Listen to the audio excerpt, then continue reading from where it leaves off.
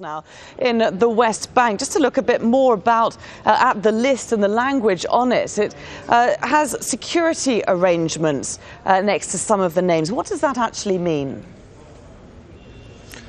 Well, yes, Laura, there is some fairly vague language on this list, and we've actually contacted the Palestinian Authority's Minister for Prisoners, a gentleman called Issa Karaka, and he's been trying to firm some of this language up for us, and he's broken it down, and I'll have to refer to my notes because it's quite complicated.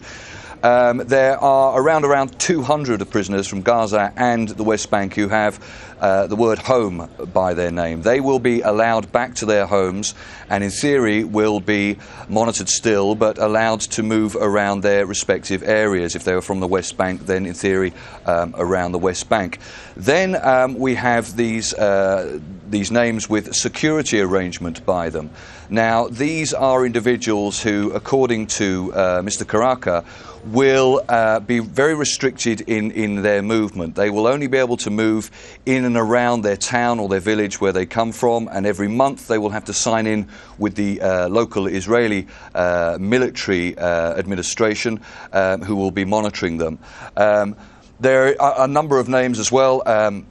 145 names, in fact, that we're counting that are going for Gaza, that have Gaza and abroad written by them.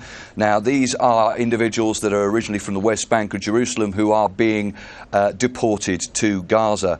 There are a number of others that have a 3-year restriction on that deportation that are originally from Ramallah and going to Gaza. And interestingly, we pushed Mr. Karaka on what kind of role he saw the PA security as having in this monitoring of these individuals, and he said at this stage absolutely nothing. He denied that there would be any responsibility given to PA security for monitoring these freed prisoners.